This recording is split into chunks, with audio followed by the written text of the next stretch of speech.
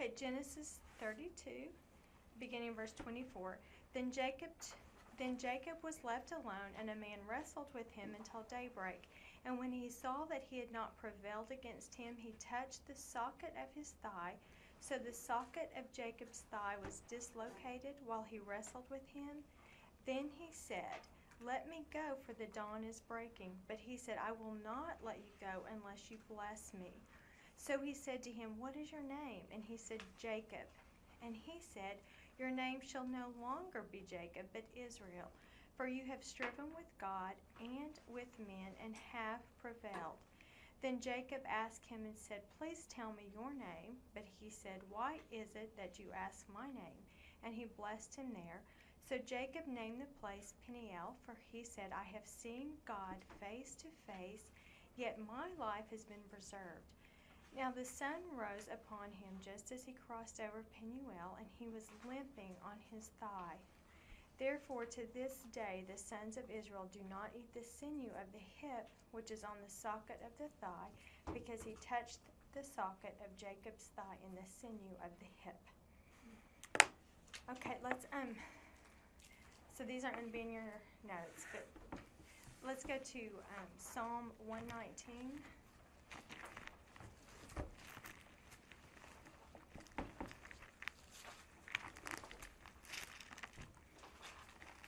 And we're going to begin in verse 65. So Psalm 119:65. I mean, this is the greatest psalm. It is so good, but it is the longest. So we'll just take a little section out, beginning in verse 65, Psalm 119:65. Thou hast dealt with thy servant, O Lord, according to thy word. Teach me good discernment and knowledge, for I believe in thy commandments. Before I was afflicted, I went astray, but now I keep thy word. Thou art good, and thou dost good. Teach me thy statutes. The arrogant have forged a lie against me. With all my heart I will observe thy precepts. Their heart is covered with fat, but I will delight in the law. It was good for me that I was afflicted, that I may learn thy statutes. The law of thy mouth is better to me than thousands of gold and silver pieces. Thy hand hath made me and fashioned me. Give me understanding that I may learn thy commandments. May those who fear thee see me and be glad, because I wait for thy word. I know, O Lord, that thy judgments are righteous, and in faithfulness thou hast afflicted me. O may thy loving kindness comfort me, according to thy word to thy servant. And so we see here the psalmist is talking about how good God was to afflict him. And he said, it was good that I was before I was afflicted, I went astray. And that's in verse 67. But now I keep thy word. And then the very next line is, thou art good and dost good. And so, I mean, he's seeing this. So I thought about Jacob, the limp. I mean, it's in God's faithfulness and it's in his goodness that he allows those afflictions, because, and we're going to talk about this again later in the lesson today, but it's not seen as, I can't believe you did that to me, or what were you thinking doing that to me? He's like, thou art good and dost good. I mean, he's just so grateful.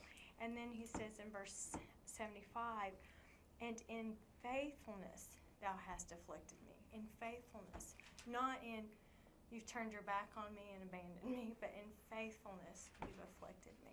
So just seeing that limp as just a reminder of his faithfulness. And he loves us too much to let us stay the way we are. And so just keep that thought in mind.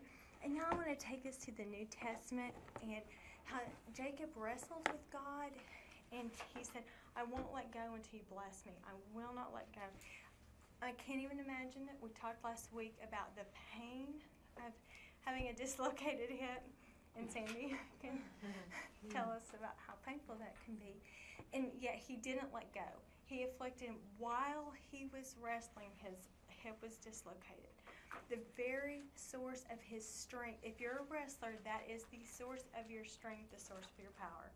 And that was afflicted. So the enormous amount of pain and the source of his strength in wrestling. And so he had nothing left in himself, and yet he's hanging on for dear life. I will not let go until you bless me. And so I just loved this. There were so many New Testament passages that came to mind with this, but we're going to use the Canaanite woman, and she's in Matthew chapter 15. And and she is such a beautiful picture of what this looks like, to wrestle with God and not let go, not quit, not give up. Matthew 4. What did I? Matthew 15:21. So I have the Canaanite woman.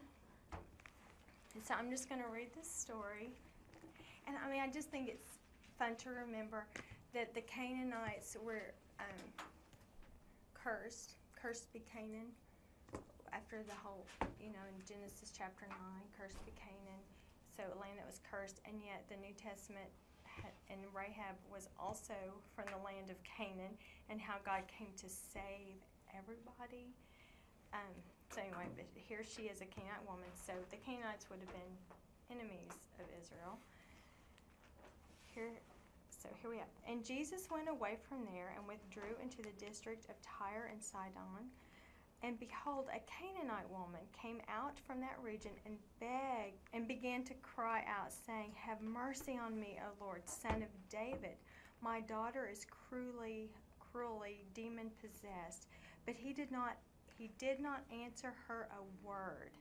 And his disciples came to him and kept asking him, "Send her away, for she is shouting out after us." And he answered and said, "I was sent only to the lost sheep of the house of Israel." And she came and began to bow down before him, saying, "Lord, help me." And he answered and said, "It is not good to take the children's bread and throw it to the dogs." But she said, "Yes, Lord, but even the dogs feed on the crumbs which fall from their master's table." Then Jesus answered and said to her, "O woman, your faith is great. Be it done for you as you wish." And her daughter was healed at once. And so, she may have even been a little deceitful when she calls him Lord, Son of David, knowing he was a Hebrew and therefore the Jewish people, maybe trying to sound a little Jewish, but of course you can't trick God. So, but no, just notice her desperation. She began to cry out, saying, "Have mercy on me, O Lord, Son of David. My daughter is cruelly demon-possessed." You just feel her desperation. But notice he did not answer her a word. And so, they were traveling, and she just won't leave. And he's ignoring her. And then the disciples are saying, "Send her away. She's shouting out after us." But he answered and said, "I was sent only to the lost sheep of the house of Israel." And that didn't stop her. She didn't say, "Oh, I didn't realize that." I mean, she is so persistent and she is so desperate because she knows she has nowhere else to go. But, and then he answers again, and he says, "It is not good to take children's bread and throw it to the dogs," even implying, Okay, and then she says, "Yes, Lord, but even the dogs feed on the crumbs which fall from their master's table." And at that, he says to her, "O woman, your faith is great. Be it done for you as you wish." And so her persistence, and how this is a demonstration of faith is what she was saying. I mean, she was not going to be discouraged, no matter, even when he ignored her. He would acknowledge she was there, She wouldn't quit, because she knew she had nowhere else to go. If he turns me away, I have nowhere else to go. And acknowledging, this is it. He is the only one who can help me. And that's the persistent faith that God responds so well to our because we've all known those people that, well, I'll try God, and if that doesn't work, I'm going to try over here. This is a demonstration of an act in faith that says, if you don't answer me, I have nowhere else to go. And so God sometimes allows that when you feel, have you ever had those prayer times when you feel like God is not even listening? But then a woman of faith says, I have nowhere else to go. I won't stop praying. I have no other options. If you don't hear me, Do you think answer. that's why he responded that way at first? Yes. So she could realize her desperate need for him. Yes. And I mean, I think he does it for us to see how how faithful are you. Is this something you're just going to try? If you don't get it immediately, go somewhere else for an immediate answer. But this demonstrates for us, for her, it made it very apparent that she was not going anywhere else. There was nowhere else to go. And so that's the faith. And that's what I see with Jacob wrestling through the night. I mean, pain, powerless, and just nowhere else to go. If you don't bless me, I'm without hope.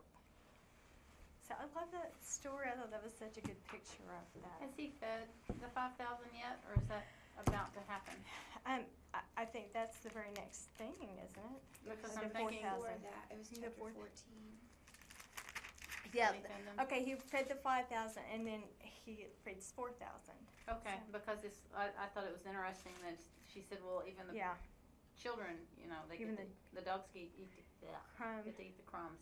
Yes. It's like, well, he just multiplied how much bread? Um, And that's got to have got around, like, Yes.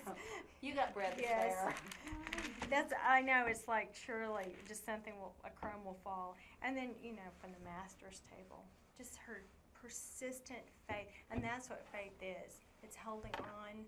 No, you have nowhere else to go, and you just hang on with all of your might. And he responds so kindly to that. When he says, I was sent only to the lost sheep of the house Yes. of Israel, I mean, that sounds like just for the Jews. It was to the Jews first. And then once they rejected him, then it's Romans chapter 11. Their heart was hardened in part until, but they rejected him. So then the Gentiles can come in. So do the dogs represent the Gentiles? Yes, that would be name calling is what that is. I know, I hate to say it, but it's just, that would have been, that would have been what he would have called Gentiles, dogs. So were the Canaanites as badly thought of as the Sumerians?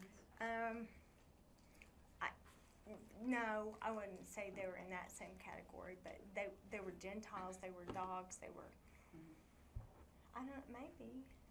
I don't know.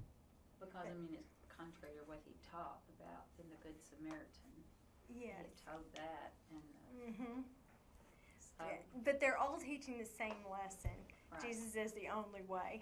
Yeah, and I think he Yes. was just baiting her to find out. How, Because right, he knew how, it was going to happen. right. I think she admitted and stand up to him, I think so. so. Yeah, And he knew that it would be a demonstration. yes, I To think for others. our benefit, be persistent. Yes, just that persistence that there's nowhere else to go, and that persistence in prayer.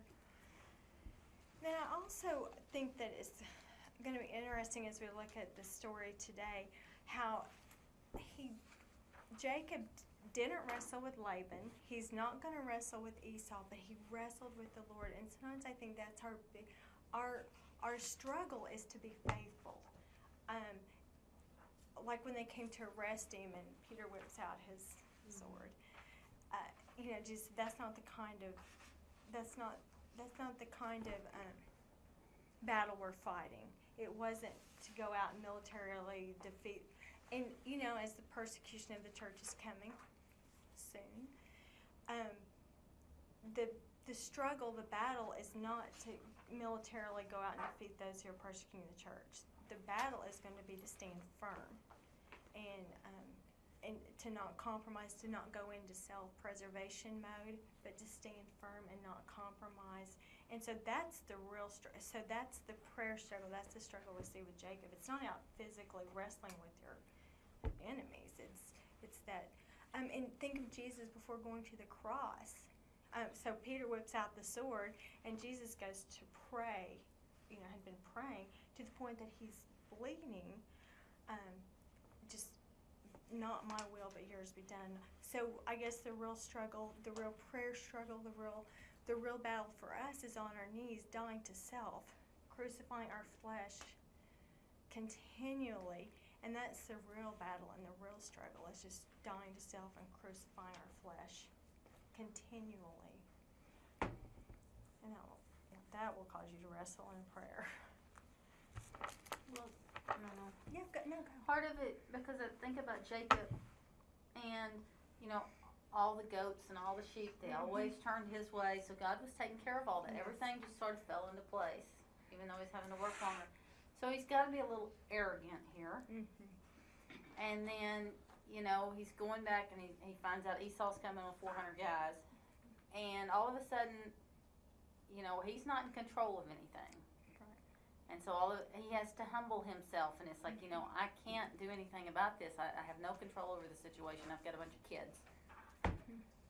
And I'm at your mercy. he's at God's mercy, and it's like, I admit and I confess that without you, I can't, all of this can be taken Yes. away in a second. Yes, that's good. I need you. Well, so that's going to bring us into our next passage, which is in Philippians 3, 5, and 6.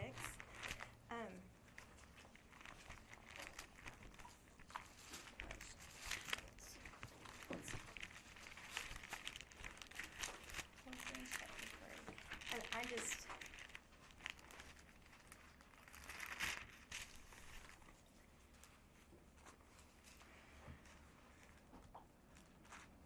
Well, actually,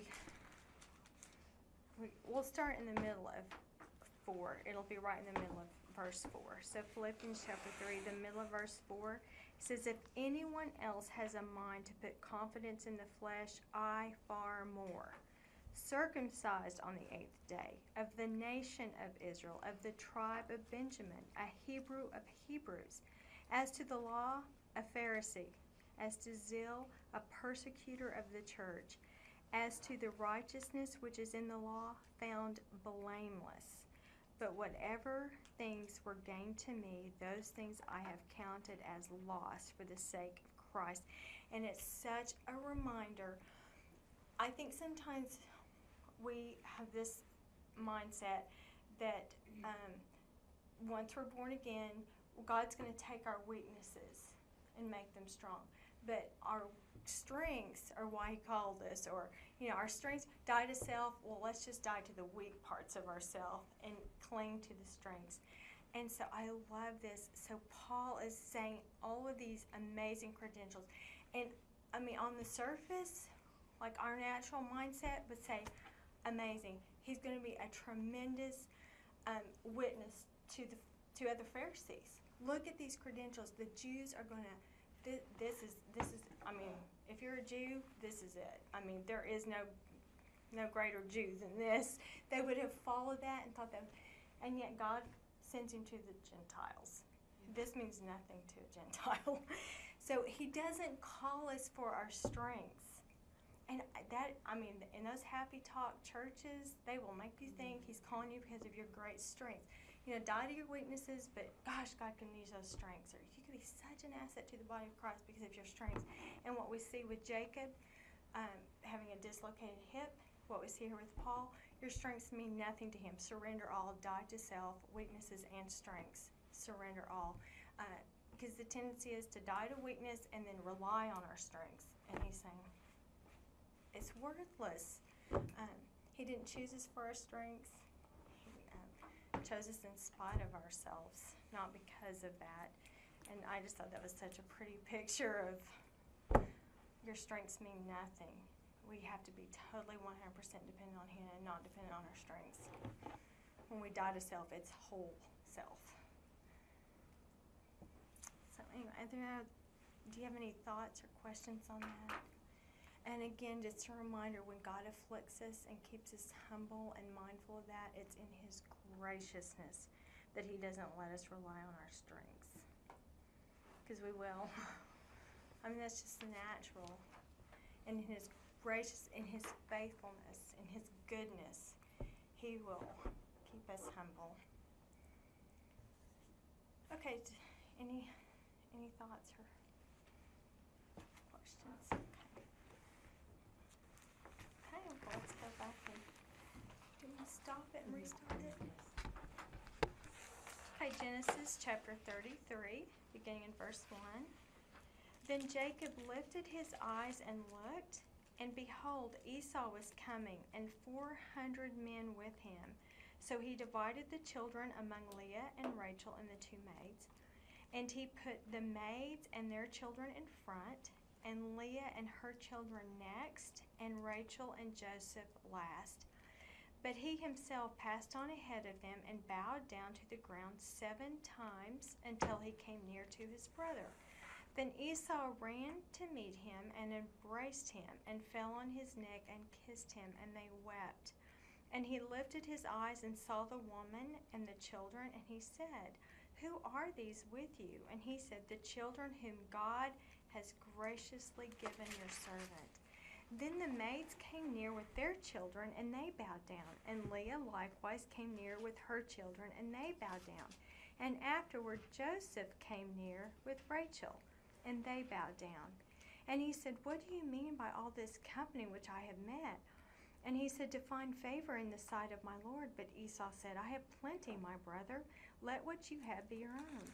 And Jacob said, "No, please, if now I have found favor in your sight, then take my present from my Lord, for I have seen your face as one sees the face of God, and you have received me favorably.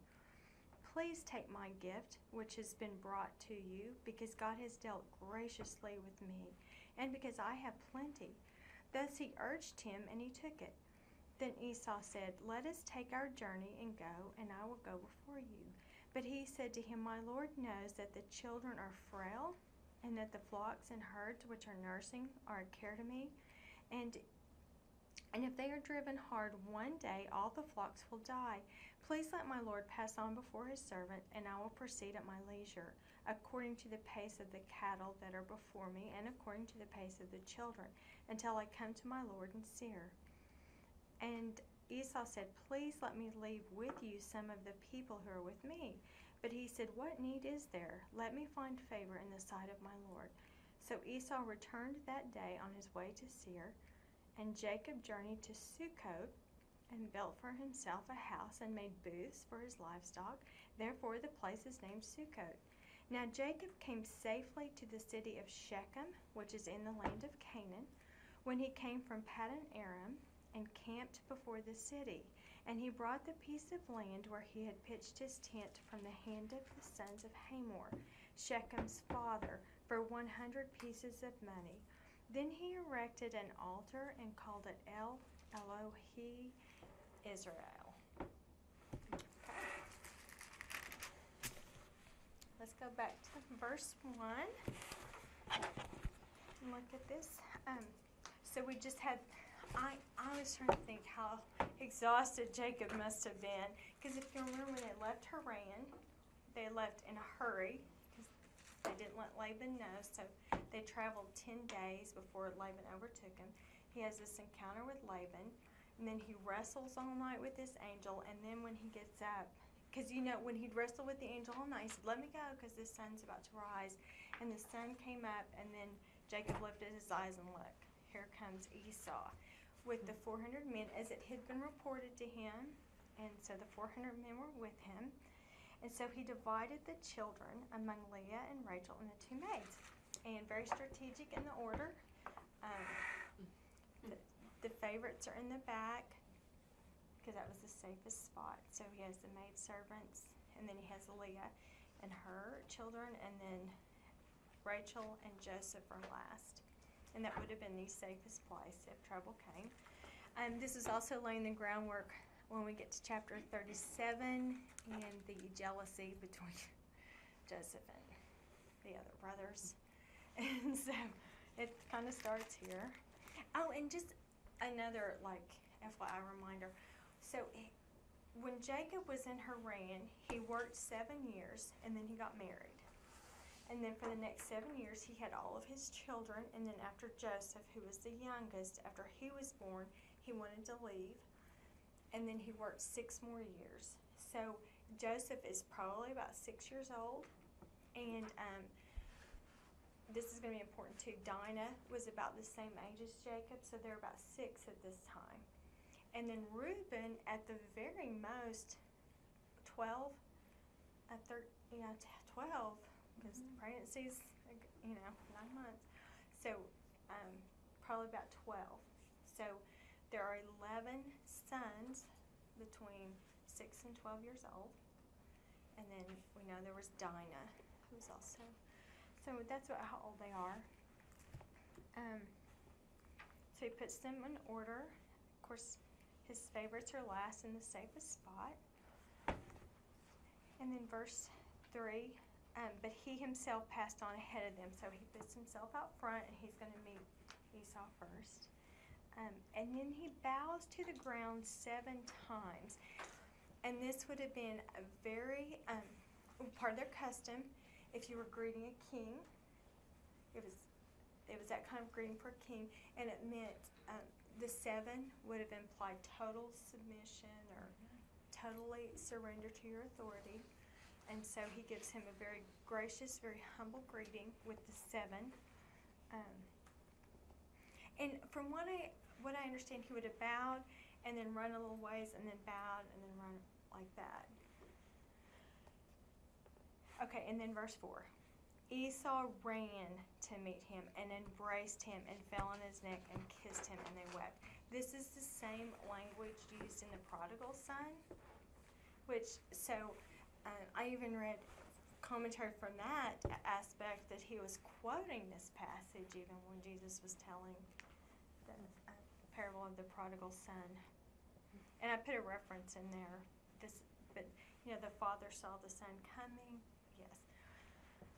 So here we have Esau running to meet him. He embraces him. He falls on his neck. He kisses him, and then they weep. Both of them wept together.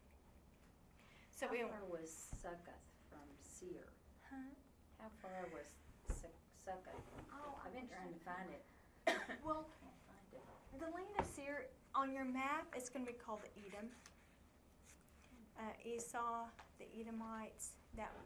Seir means shaggy, as in a wooded area.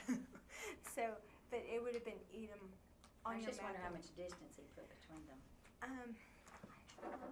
Sukkot is going to be just right here at the Jabbok in that area, not far from Penuel. Let's see here.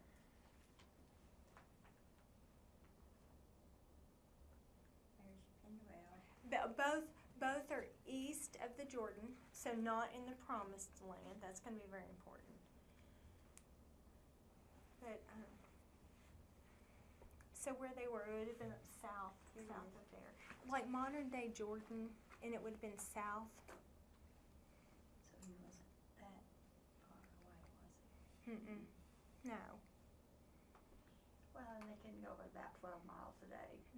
And they were, I can't even imagine how exhausted with little kids and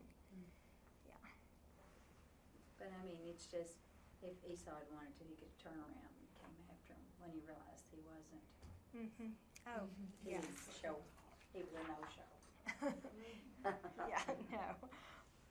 Well, he gave you something to do too. Here, take all these animals. You want to take care of them. They're worth a lot. Gave him some job to do instead of paying attention to him. No, don't leave your men with me. You got animals to take care of. Mm-hmm. So, I thought that was a good distraction. Okay, that language. And then verse 5, and he lifted his eyes and saw the women. So remember, I just can't imagine this reunion. 20 years. Like 20 years of not seeing someone. If you've ever been to a class reunion, I mean, it's just, he left, he was single. They were old when he left. I know, they were. How much more could he change? I know. How much older is old? I know, yeah. Because I'm sure that when he left that he was weathered and from working, and he probably didn't look too different. I know, can you imagine going 20 years without seeing someone? I just can't even imagine. So here we have this reunion, and then when Jacob left, he was single, and now he looks happy. Hey, four women, and then at least 12 children here. Poor Leah, she gets sent. I know. I wrote down what the actual translation, who are these with you? His real question would have translated, what these to thee? So, like, how are they related to you? What's the relationship to you? So that was his real question. How are they, what are these to you?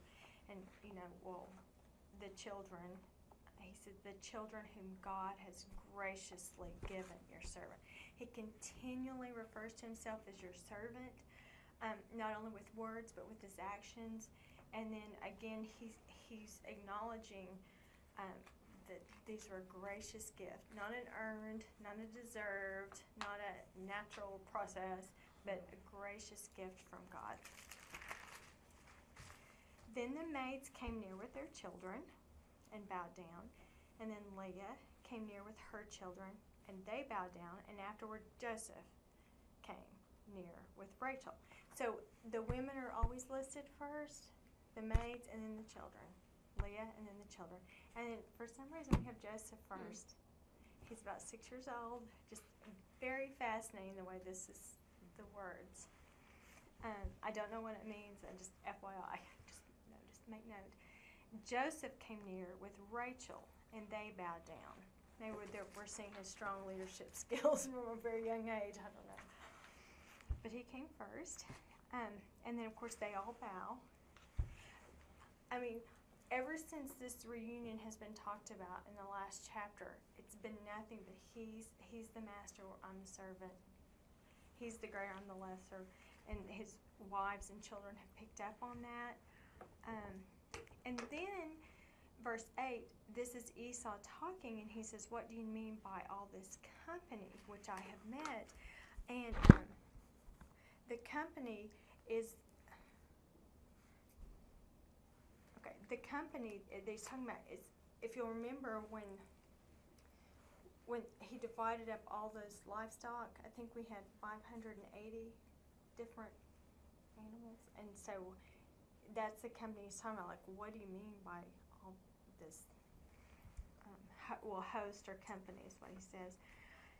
And then Jacob upright says to find favor in the sight of my Lord. But Esau said, I have plenty, my brother. Let what you have be your own. And Jacob said, no, please. Okay, and this, we learned this when Abraham bought the cave. This is how they do business there. It would have been inappropriate for Esau to have accepted it right away. He has to say, no. And then Jacob has to insist. And then the other thing that I thought was so interesting, he says, no, please, if now I have found favor in your sight, then take my present from my hand. And so, from what I understand, once Esau accepts this gift, you can never revisit the crime.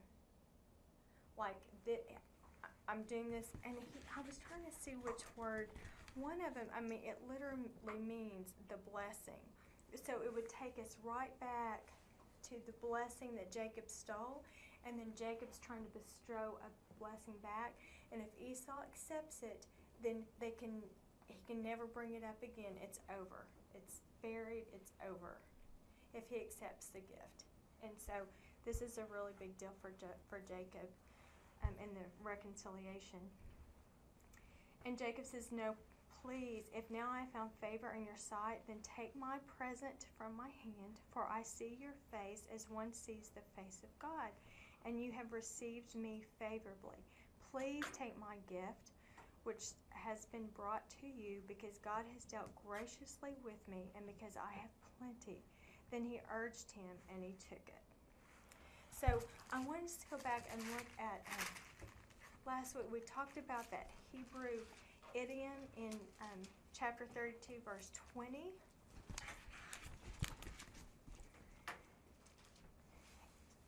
And this was the message that Jacob had sent. So, Esau knows exactly why this gift says, when he said, what about all this company? And he knew exactly why, because they've explained it so many times. But he said, behold, your servant Jacob is also behind us, for he said, I will, and if you remember the idiom, I will cover his face, Then afterward I will see his face, and perhaps he will receive my face. Okay, face, face, face. So I will cover his face, meaning I will present this gift, and then he won't know. I'll cover his face so he won't notice my sin anymore. He won't see my sin anymore. And then I will see his face, and perhaps he will receive my face. And so you see that here, he's being received favorably. He understands that if you take this, then this sin is past. Was that attempt at trickery? Yeah. We're going to talk about this in a minute. The commentaries are so like polar opposite on it. I mean, good, godly scholars, and some say he was being Jacob and being deceitful while they use the name Jacob. Others say just read it for what it says and let it go. don't read anything else into it. So, but we are going to talk about that. Yes. I don't know. I mean, I don't think he was being deceitful because he was so upfront about what he was doing. And I can't find in my notes one of these words, and he only used it once, but it was the blessing. He referred back to the blessing. Esau knew this was to make right on the blessing, and if I accept this, I can't bring it up again. I mean, if it's common tradition back then I would see it wouldn't feel like it would be trickery to me. But if it wasn't something that was common or normal Right, to it'd be- practice, then it would scream that. But the fact that he kind of covered his face, and perhaps if he takes it from me without Well, knowing. It's an idiom. Yeah, he didn't literally. It's translated appease. I will appease him. Okay. But the idea was, I'm going to give you this gracious gift to make or atone for or to atone or cover the sins of my past. I want to make it right. About it anymore. I want to make it right. Yeah. And if you accept this, then we are But reconciled. it's still. Okay. I know. It just seems like a lot. You're in very good company. You're both in very good company because they were so divided on this whole chapter. It was so interesting. I just think it's so interesting when there's such. Yeah, but it also seems like overkill to me too. How much he gave, like, wow. Yes. Was that to impress him? But that seems to be consistent with Jacob because when he offered to work 7 years for Rachel, Maybe it was just to Instead show of him one. how sorry he was. I mean, I want That's to what I say think. it's integrity above and beyond. But 7 years, again, that number 7 makes you think, I want to complete the obligation. Yes. Little Makes did me he wonder- know. Makes me wonder if you I get that think- expression to save face. Yes, exactly. It's kind of like that. And then I thought it was interesting too. He names this whole place Peniel. It's at the end because I have seen God face to face. Yet my life has been preserved. That was like such an. Except if you see someone like this idiom, it's not necessarily because you would see your enemy face to face. This is it seems to imply favorably, like. God had favor on him. Esau has had favor on him. I just think they all tie in together. I just don't know how. So just log that away. We have I face, think lots of because he faces got in his these tail passages. kicked, by the father-in-law. I think he had a dose of his own medicine, Yes, he did. and that's why I think he was sincere. Yeah. Yes, he'd had a dose of his own medicine. He's limping at this point. And what more could he want? How can you not be different? Yes. And what more could he want? God had blessed him beyond measure. So what did he have to gain anymore? Right. And then that opened the Which door we're for him gonna talk to about that, too. realize how wrong he had been. What comes to my mind is if Jacob wanted to do Esau harm, he would have held back troops or held back. He would have kept what's important to him safe, but he put them out in front. So that was saying, if he meant to do him harm, he would have sent out his valuables for him to have. Right. So that shows he wasn't going to attack him. He didn't mean any Yes. harm. Right. He wasn't wrestling with Esau. He wasn't. Right. I'm thinking, come on, if he's wrestling till daybreak, and he's immediately going seeing His Esau brother. afterwards, my first, if I was Esau, I'd be like, what just happened to you? Yes. Because he can't Right. be looking very good. I forgot to point this other verse out. In 33:5, when he says, "The children whom God has graciously given your servant," the commentaries just made a point to point out that he used Elohim and not Yahweh to not be like a stab that I'm in covenant and you're not. That it was very, very deliberate that he would use the name Elohim rather than Yahweh to not gloat over being in covenant. The very covenant that he stole from Esau, being the firstborn. So after this encounter, does God hate Esau until he dies, or does he, after this encounter, does it say? I mean, well, he's pretty harsh about Esau in Malachi chapter 1, and then of course in Hebrews. Because we're going to look at that verse. No, he doesn't say it. He says it in Romans, and we're going to look at the Hebrews one. We're going to look at that, and we're going to address Esau before we leave this.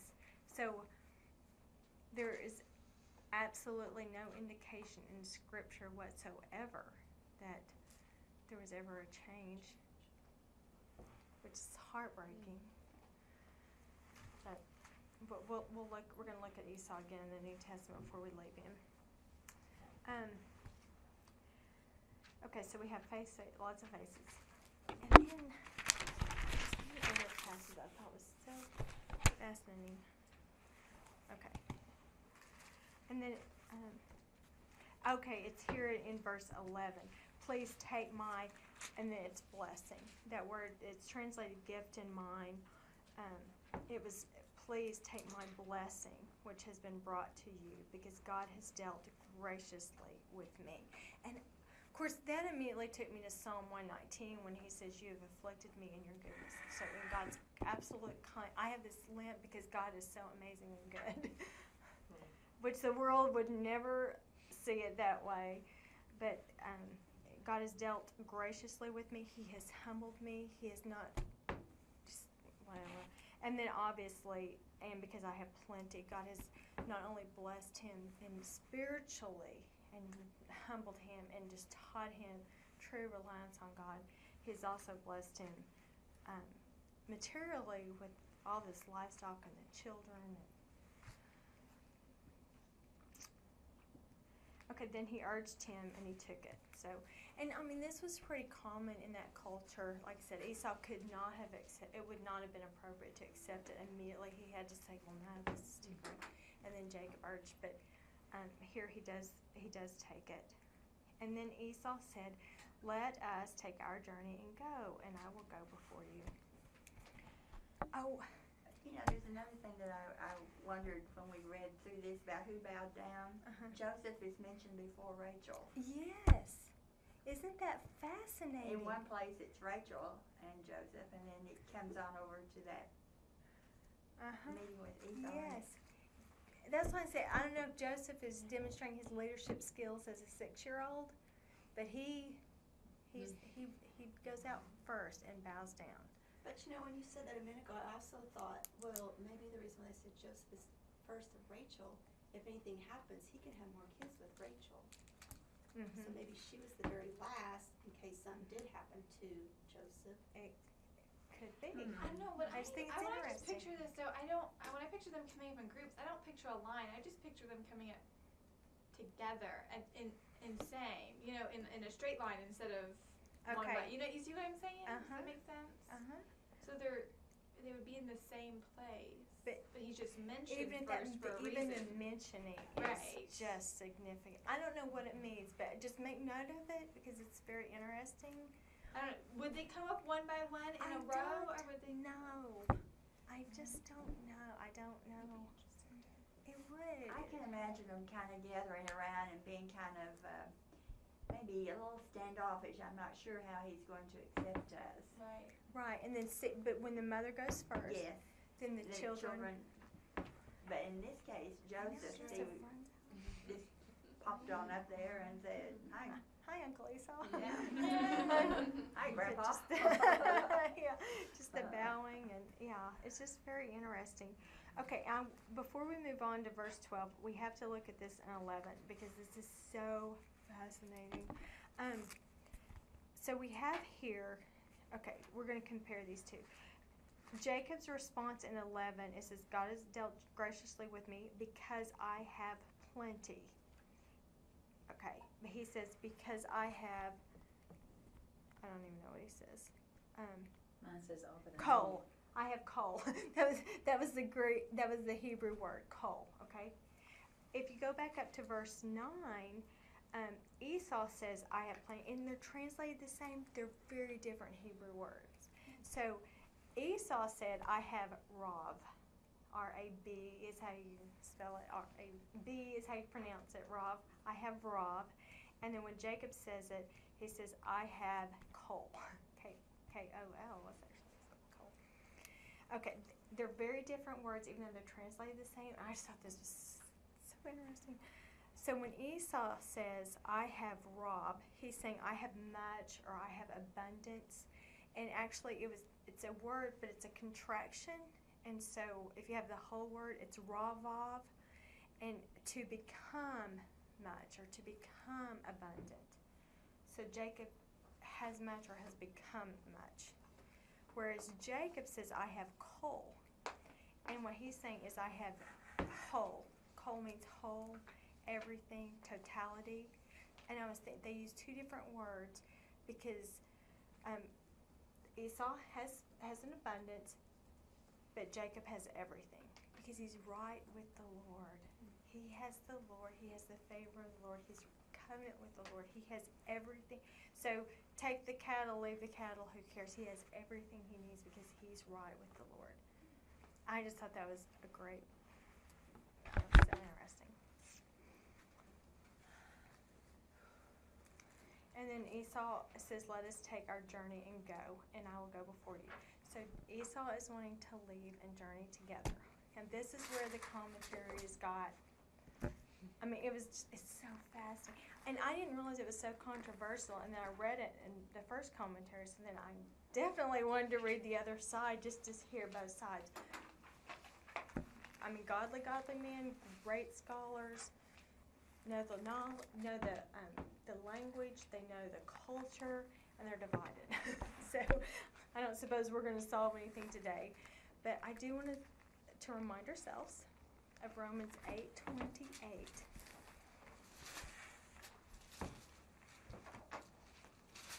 I'm sorry, Romans 4. 8:28. Just before we move on, we're going to just remind ourselves of this. And it's actually 28 and 29, because I know a favorite, 8:28 is everybody's favorite, but there's more.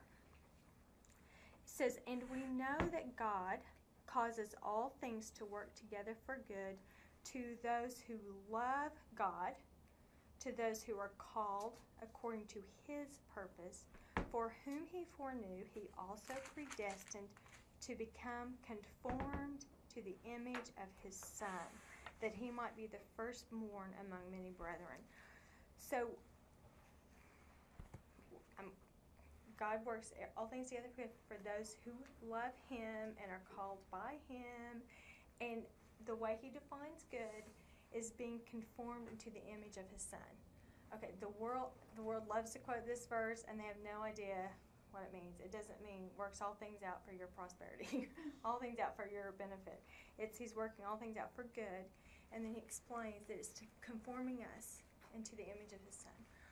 And so, once we become born again, we do not become puppets and God the puppeteer. We have a free will, and we are free to sin. We are free to make really bad choices, knowing that those choices have consequences. So when it says here that God's working all things, God works all things together for good to those who love him. So sometimes our consequences, as awful and hard as they can be, those consequences become a tool in our potter's hand.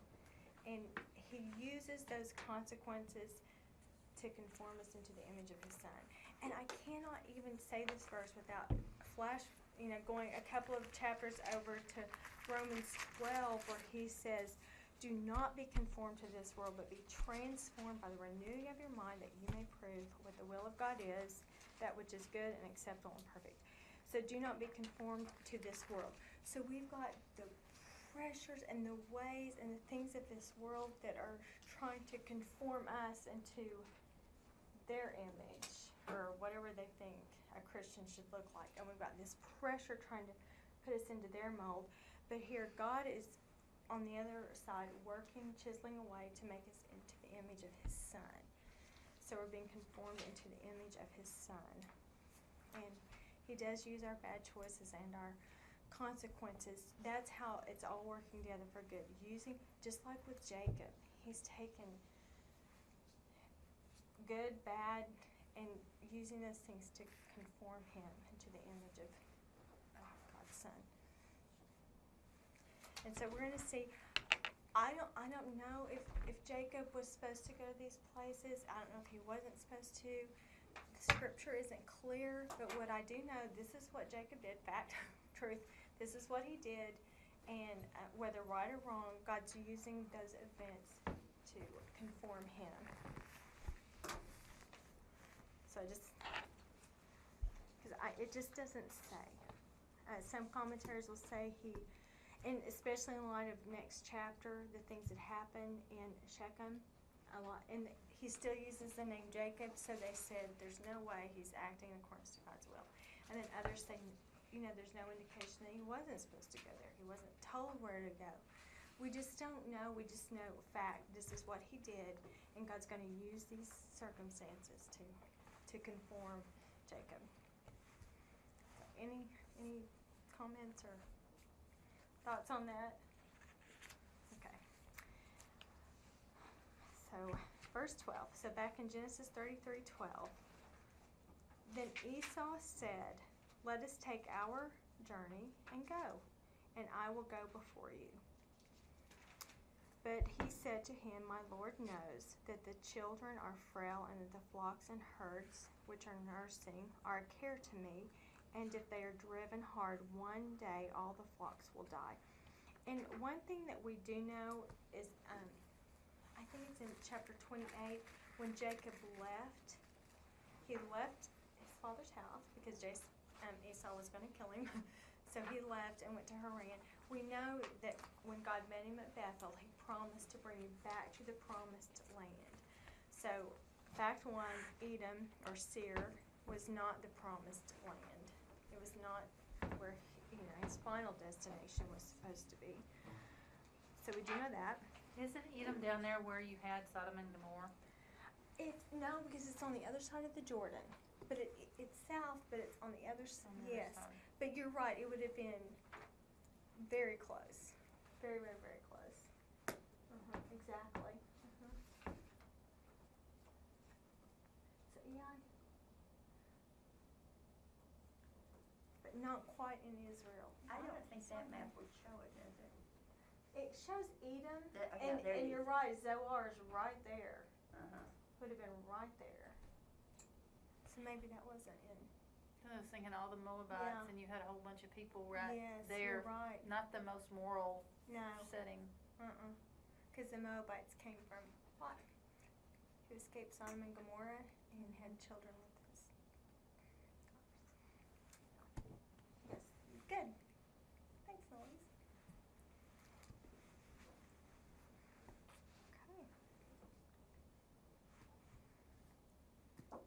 Okay, so Jacob says, I can't travel. Like I said, we don't know what. I mean, I'm sure this is true. I'm sure, I can't even imagine, because we've talked about how this journey, and they had to go quickly at first. Now he's got, if I drive them hard one day, all the flocks will die.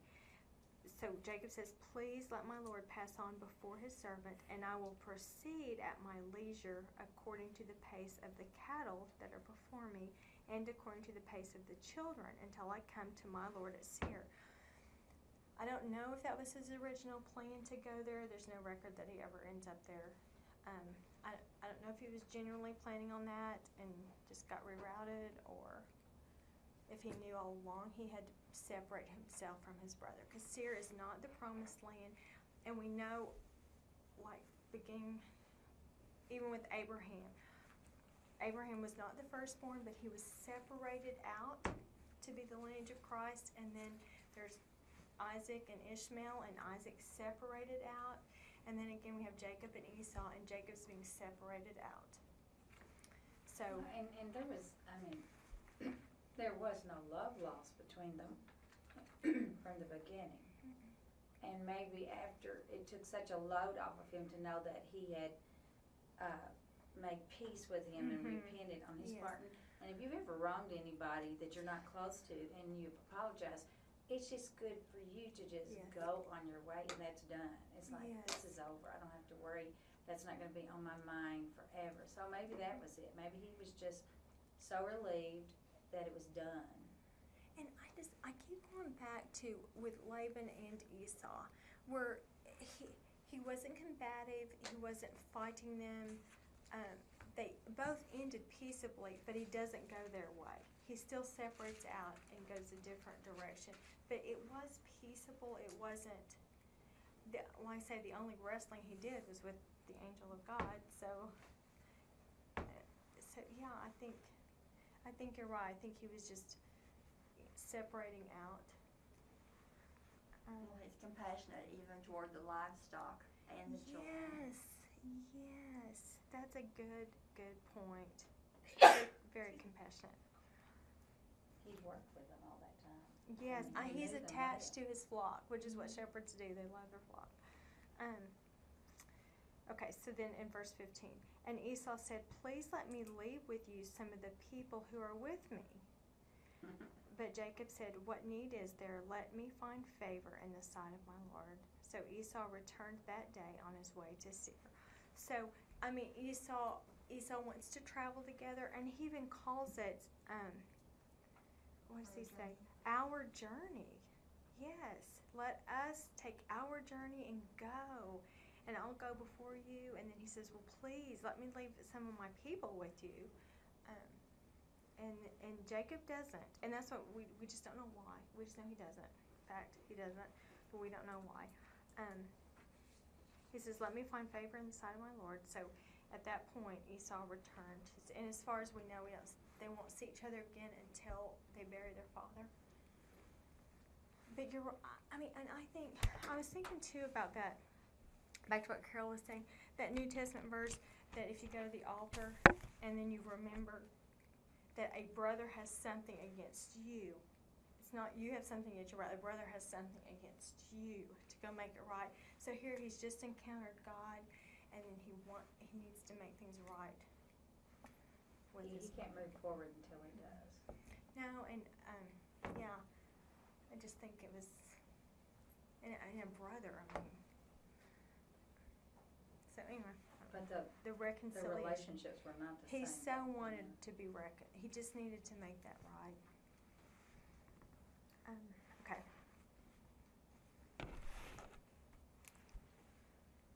Okay, this is where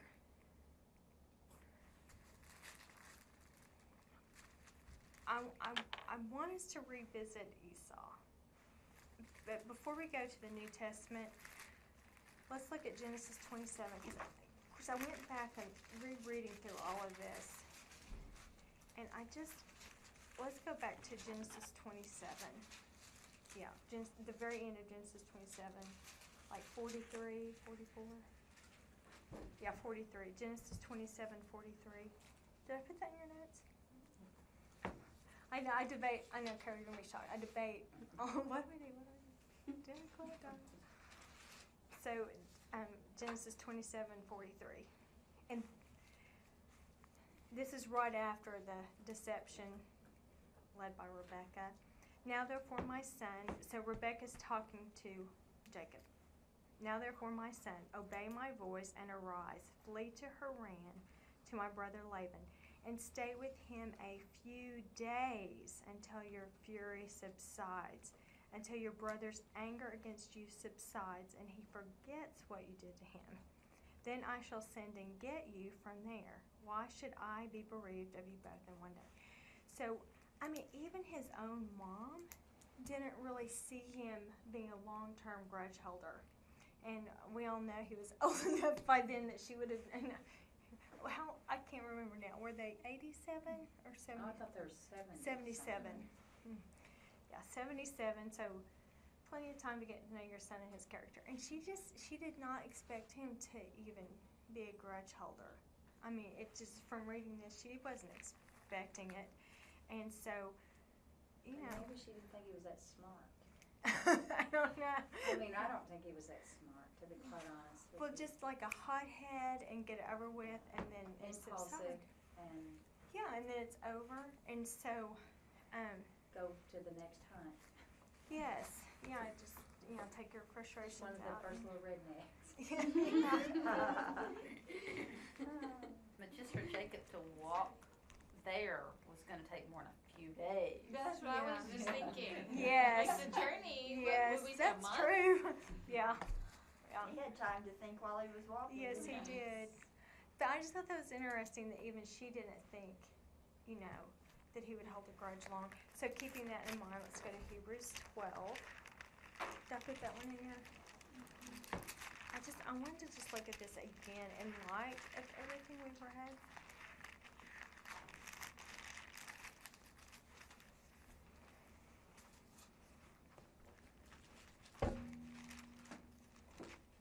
Hebrews 12.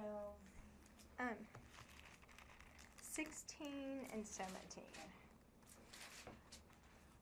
I mean, we've read this so many times, but I just on a whim looked up a word that I think gives some insight into this, because it was just kind of bothering me. We read in Hebrews 12:16 that there be no immoral or godless person like Esau, who sold his own birthright for a single meal. For you know that even afterwards, when he desired to inherit the blessing, he was rejected, for he found no place for repentance, though he sought for it with tears. So, I mean, after reading this chapter and then going back and reading 27 again, it just, like, if I wouldn't describe him as immoral or godless, and yet that's how God sees him. And so I looked up immoral and godless, and immoral was just I think it's translated fornicator. It was just that. So we don't know what, you know, Well, he was he married sexually out of his impure, faith. right? And he could have been sexually And that was impure and for we didn't them see that. to marry out of faith. So I looked at this godless, and it's like it means secular. It's just secular. And the synonyms were like, oh, now I just drew a blank. Unhallowed, common, public, secular. Just so nothing evil or dirty, or it was just secular. Just having absolutely no regard for the things of God. And it just, how we see these people all the time. They're nice. They're not grudge holders. They're nice guys. And yet, and we talk about this at lunch like every week, but it is so easy to appear humble before man. I mean, you can come across very humble. You can be humble towards people, but none of that matters. It's, are you humble before God? And that's like so contrary to her flesh nature, to be humble before God. And so I think that's what you see here. I mean, he despised his own birthright. So just having absolutely no regard for the things of God. That's being extremely arrogant in the face of God. And like that false humility where you walk around so humble and yet you refuse to bow a knee to the authority of God's word, that's not really humble at all.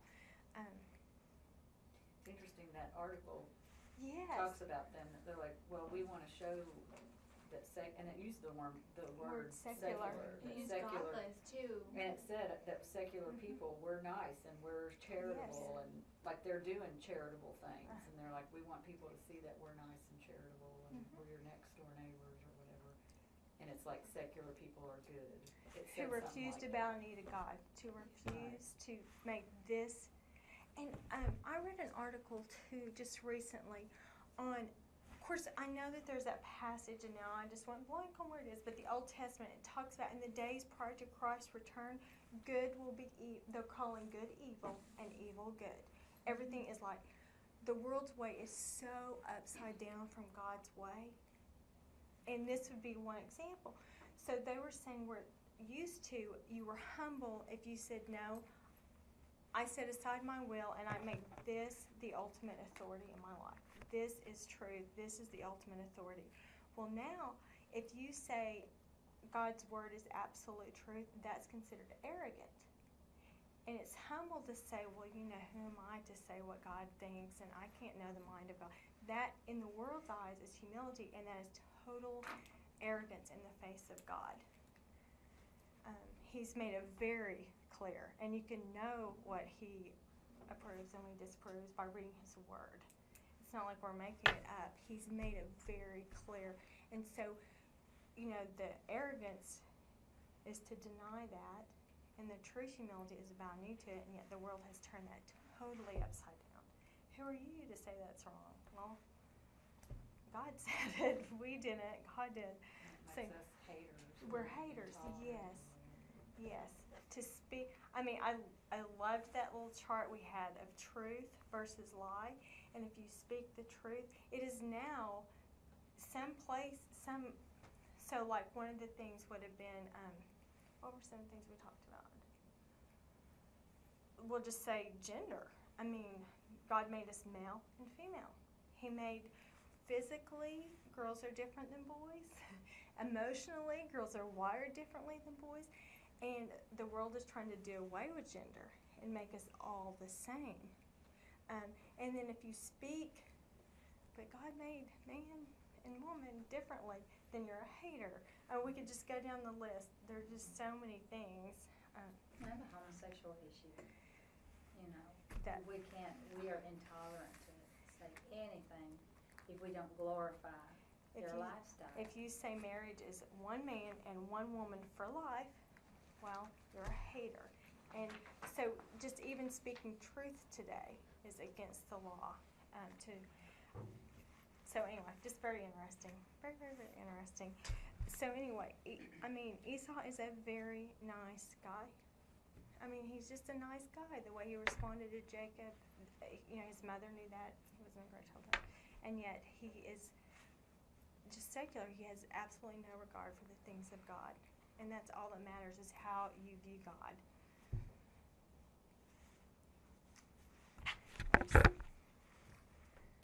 Well, and that Jacob and Esau were raised the same. Same home, same mom, They same were dad. taught about God, Mhm. both of them. And he just totally rejected.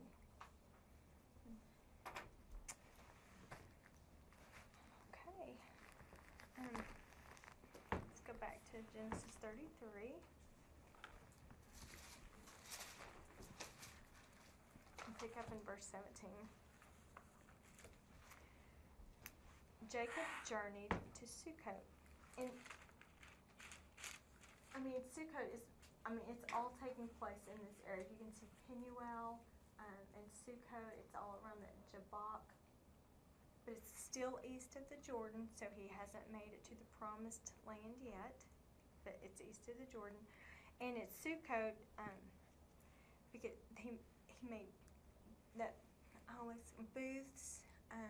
They have the Feast of Booths as part of their Jewish holidays, and it would be just like a dwelling place, a tent or a dwelling place, and so that's why it was called that, because he built a booth or a sukkot there. And this is interesting. He built for himself a house. So he's going to stay here in Sukkot for a while. And in Who is? Jacob and his family. Okay. God promised to bring him back to the promised land, but he's going to stay here in Sukkot for a while. The Sukkot is Shechem, right? Mm-mm.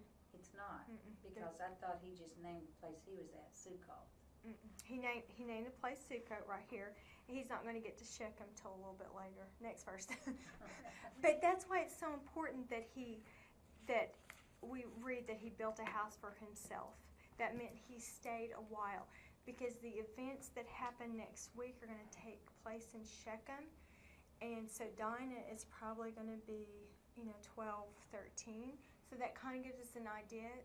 They could have stayed here for about 6 years, which would be consistent with building a house, a sukkah, building booths. Therefore, the place is named Sukkot, because he built booths there and stayed a while. Okay, and then verse 18. Now Jacob came safely to the city of Shechem, which is in the land of Canaan. So now he's actually crossed over the Jordan and he's in the promised land. There were two mountains, Mount Ebal and Mount, what was the other one? I'm not going to say it. Yes, thank you. And it's kind of between those two mountains, would have been Shechem. And it's just across. It's not far, if you can see it on the map. Just the other side of the Jordan, it's not far at all. And he's going to end up settling in Shechem. Like I said, these are just facts. We have no idea the heart or the motive. These are just facts.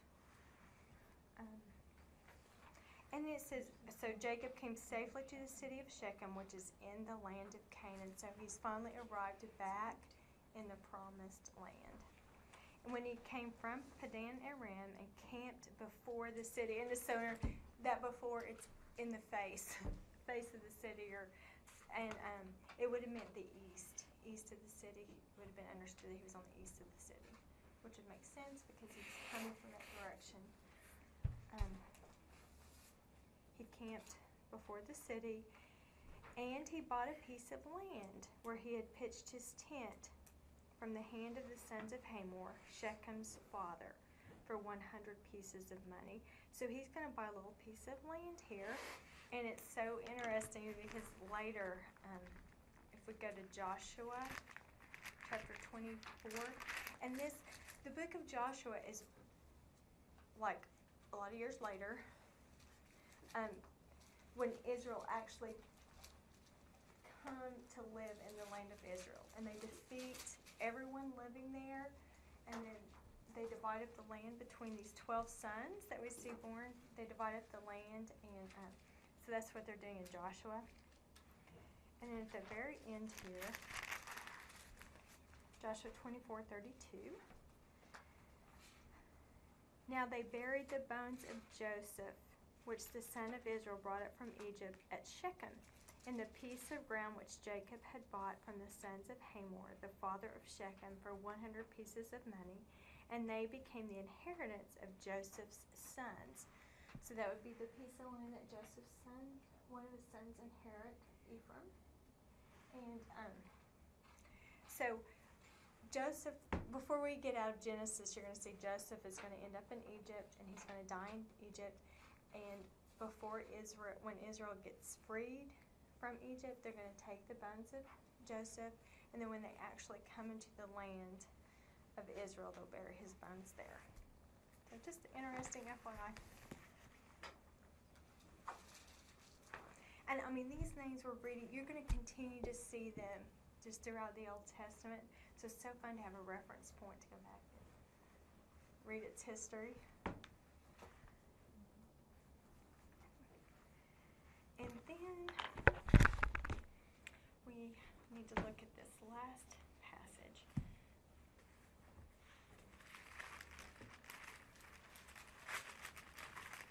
So we're going to flip back and forth from Genesis 28. Genesis 28 is when Jacob actually left home and went to Haran. So, and he met on his way, he was in Bethel, and he met God there in Bethel. And God passed on, and I love it how he's so alone, and then God passes on the covenant, just confirming from Abraham to Isaac and now to Jacob. So in verse 15, so Genesis 28:15, God is talking to Jacob. He says, "And behold, I am with you and will keep you wherever you go and will bring you back to this land. For I will not leave you until I have done what I have promised you." It's just so, I love to point out when God does exactly what he promises.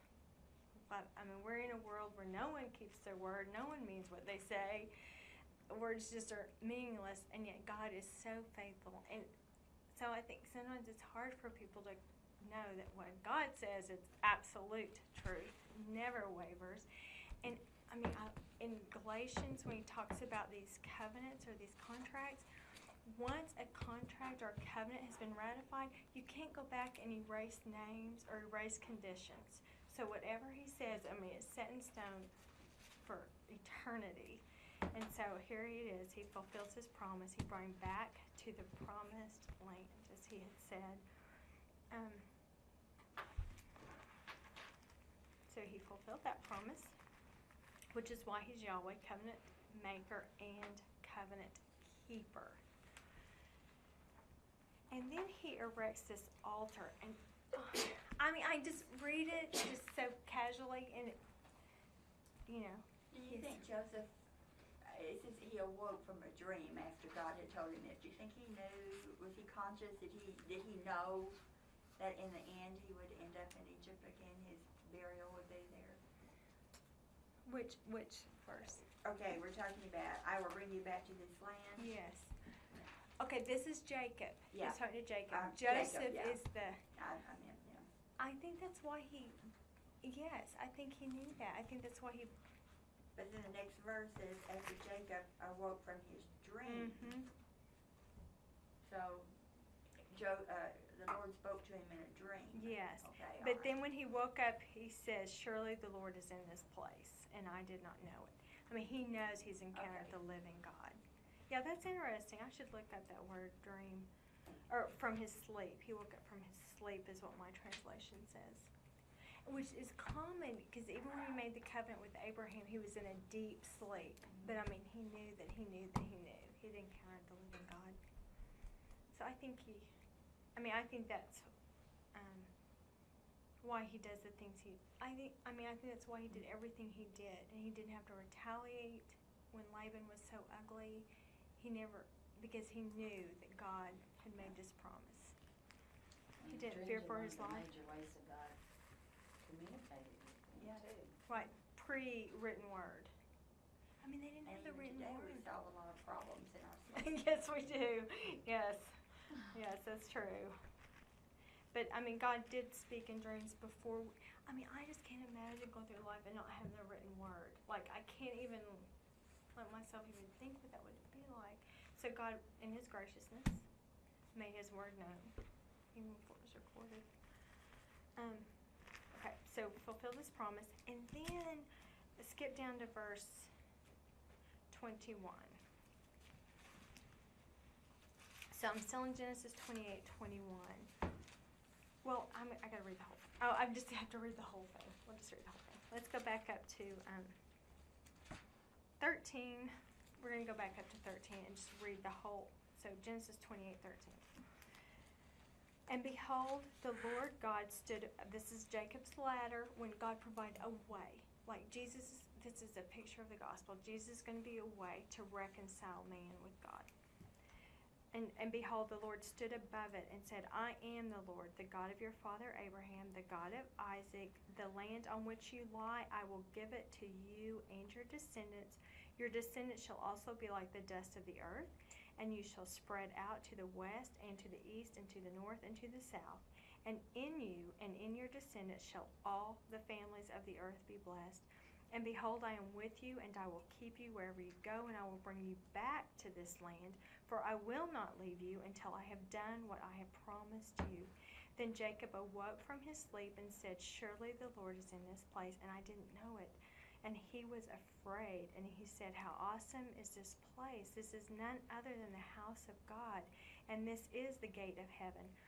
So Jacob rose early in the morning and took the stone that he had put under his head and set it up as a pillar, poured oil on its top, and he called the name of the place Bethel. However, previously the name of the city had been Luz.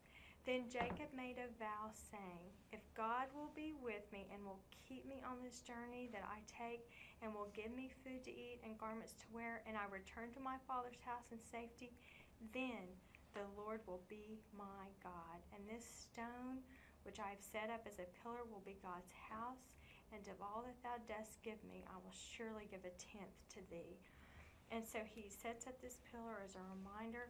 But notice how, if God is so good and will do all of this, how can I do any less? Then the Lord will be my God. Okay.